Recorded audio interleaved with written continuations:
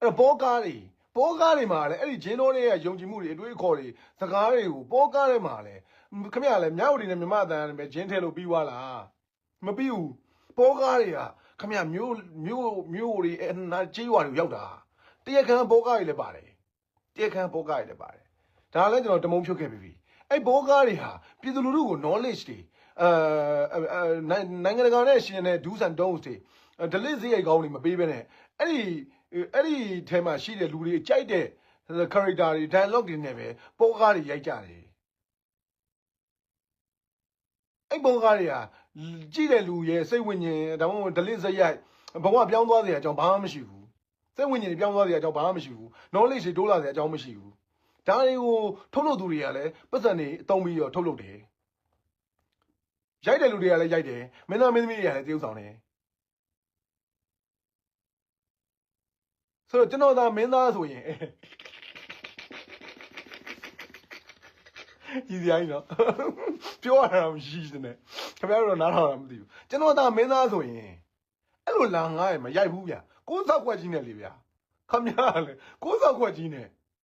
TV ပေါ်မှာတနိုင်ငံလုံးကြည့်မှာကိုးဆောက်ခွက်ကြီးနဲ့ကိုးပတ်သက်ကနေပြောမှ dialogue တွေကဟဲရှက်စရာကြီးစောက်ပေါ်မှာမကြတာ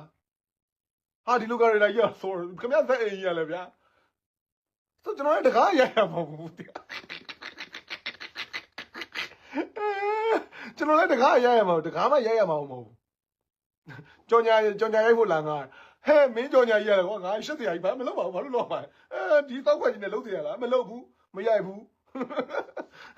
အဲ့လိုလေကြောင်ညာတော့ရမှာမဟုတ်ဘူးဒါကြောင့်လဲစားဆုံးဖြစ်နေရတာပေါ့သူကိစ္စနဲ့သူပဲသူကိစ္စနဲ့သူကိစ္စနဲ့သူအဲ့တော့မင်းသားမင်းသမီးတွေကလည်းမရှက်ပဲရိုက်တယ်ဖြန့်ကြည့်ရည်တွေကအင်းအားနဲ့ဖြန့်တယ်ဟာကြောက်စရာကြီးတာဝန်ရှိတယ်ဗီဒီယိုထုတ်လုပ်ဖြန့်ကြည့်ရည်တွေရုပ်ရှင်ထုတ်လုပ်ဖြန့်ကြည့်ရည်တွေပြည်သူလူထုရှေ့တော်မောက်ကိုအရောက်သွင်းနေတဲ့ပိတ်ကားပေါ်ဟာတွေကိုရိုက်ကူးနေကြတဲ့ဒရိုက်တာတွေမင်းသားမင်းသမီးအကုန်တာဝန်ရှိတယ်ပြည်သူလူထုကိုအဲ့လိုဂျင်းတွေထက်ထဲတာအသိတွေလောင်းတာတာဝန်ကဘလို့ရှိလဲဆိုတော့ပြည်သူလူထုကိုကျွန်တော်ပြောတဲ့စိတ်ဝိညာဉ်တွေ delete စရိုက်တွေအမားတွေအဲ့လို knowledge တွေတခုခုပေါ့ဗျာပေးတဲ့တာဝန်ကိုသူတို့ကရှိတာအဲ့တာဝန်ကိုသူတို့ကပြက်ကွက်တယ်သူတို့ရဲ့ဖြစ်တည်မှုတာဝန်ကိုပြက်ကွက်တယ်လို့ပြောချင်တာသဘောပေါက်လားမသိသူတို့ရဲ့ဖြစ်တည်မှုတာဝန်ကိုပြက်ကွက်တယ်လို့ပြောချင်တာအဲ့ဒီဘောကားတွေရိုက်နေတဲ့ director တွေထက်ခင်ဗျားတို့မြန်မာလူတိုင်းသိတယ်ဟာလဲမမြဟုတ်လားမမြကားတွေရိုက်နေတဲ့ shooting အဖွဲ့နဲ့ director တွေနဲ့တရုပ်ဆောင်တွေကပို့ပြီးတော့ပြောရရင်သူတို့စောက်လို့ကိုသူတို့တကယ်လုပ်တယ်လို့ပြောလို့ရတယ်သူတို့စောက်လို့ကိုသူတို့တကယ်လုပ်တယ်ကြည့်တဲ့လူတွေတကယ်အဟွာဖြစ်တယ်ကြည့်တဲ့လူတွေတကယ်ကိစ္စပြီးမြောက်တယ်ပေးခြင်းတဲ့ message ထဲရောက်တယ်အဲ့တော့မမြကားတွေကအဲ့ပေါ်ကားတွေထပ်ပို့ပြီးတော့တာဝန်ကြီးတယ်နိုင်ငံနဲ့နိုင်ငံသားတို့အပေါ်မှာတာဝန်ကြီးတယ်နော်တာဝန်ကြီးတယ်ကျွန်တော်ကတဲ့ပဲပြောတယ်တိတ်ပြီးတော့မှု့ပတ်မနေတော့ဘာလို့နားမလဲမှာဆိုလို့သူတို့ပေးတဲ့ message ကဒါ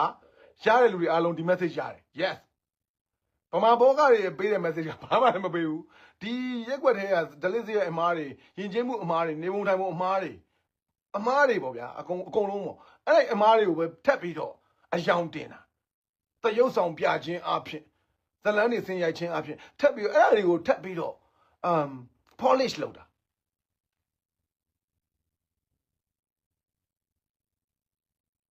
ပေါ်ကားတွေကိုပြောနေတာအဲ့ခင်ဗျားပြန်စဉ်းစားတော့ခင်ဗျားလူဘဝမှာလာနေတာဗျာငါတို့တစ်သလုံးဘာကားတွေရိုက်သွားလဲပေါ်ကားတွေငါတစ်သလုံးဘာတွေသရုပ်ဆောင်လာလဲငါကားတွေငါပြန်မကြည့်ဘူးဆိုရင်တော့ခင်ဗျားပြဿနာရှိပြီငါကားတွေတော့ငါပြန်မကြည့်ဘူးငါကားတွေကြည့်တော့ငါလည်းဘာမခံတာငါလည်းဘာမရခမ ्या ကားတွေကိုခမ ्या သားသမီးတွေကိုပေးကြည့်မလားပြန်စဉ်းစားလေခမ ्या ရိုက်ထားတဲ့ရုပ်ရှင်ကားတွေကိုခမ ्या သားသမီးတွေကိုလူစားလုံးမဲ့သားသမီးတွေကိုအိမ်မှာ home theater ကြီးမှာတကယ်ဖွင့်ပြမလားဂုံယူသွားတယ်ဒါအဖေရိုက်ထားတဲ့ကားပေါ်သမီးရဲ့ဆိုပြီးတော့ပြရဲလားဒါအဖေသရုပ်ဆောင်ထားတဲ့ကားပေါ်သမီးရဲ့သားရဲ့ ဒါအဖေတရုပ်ဆောင်အမေတရုပ်ဆောင်ထားတဲ့ကားပေါ်သမီးရဲ့သားရဲ့ဆိုပြရဲလားပြကြံကလေးတွေဘာပြောမလဲနားထောင်ကြံကလေးတွေမမေချောက်ပေါ်ကြီးလို့မမေချောက်ပေါ်ကြီးဖေဖေချောက်ပေါ်ကြီးလို့ပြောရင်ဘယ်လိုလုပ်မလဲပြောရင်ဘယ်လိုလုပ်မလဲရှက်စရာကြီးတာဝန်ရှိတယ်ခင်ဗျားတို့မှာဘောကားတွေကိုယနေ့အချိန်ထိတိုင်အောင်နှစ်ပေါင်းများစွာထုတ်လုပ်ပြီးတော့အဲ့ရနေပြည်သူတွေရှင်းတဲ့ပတ်သက်တွေကိုယူပြီးတော့ celebrity လုပ်နေကြတဲ့လူတွေမှာတာဝန်ရှိတယ်ပြန်စင်းသားကိုပေါ့ငါတစ်သက်လုံးရလာတဲ့စောက်ဆန်နေဟာပြည်သူလူထုဗါလဲပြောစကားရှိပါလေဗျာသုံးတဲ့စကားရှိတယ်ဗါလဲ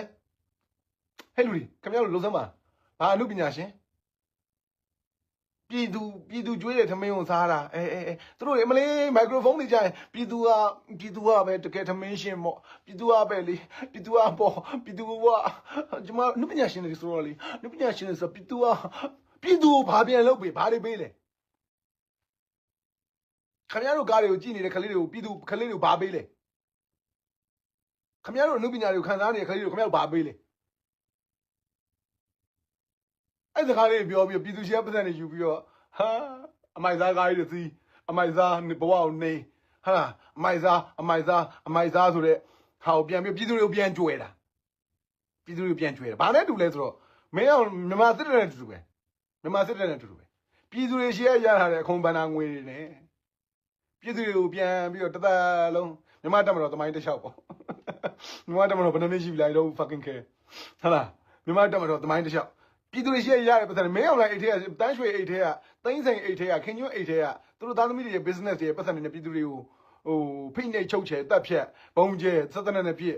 ထုထောင်စကြောရေးခေါ်သွားတက်ဖြတ်အဲ့လိုလုပ်တာမဟုတ်ဘူးထောင်တွေမှာထမင်းကျွေးထားတာခမရလေထောင်တွေမှာထမင်းကျွေးထားတာအဲ့ဒါခမရတို့ပြည်သူတွေပတ်သက်နေအော်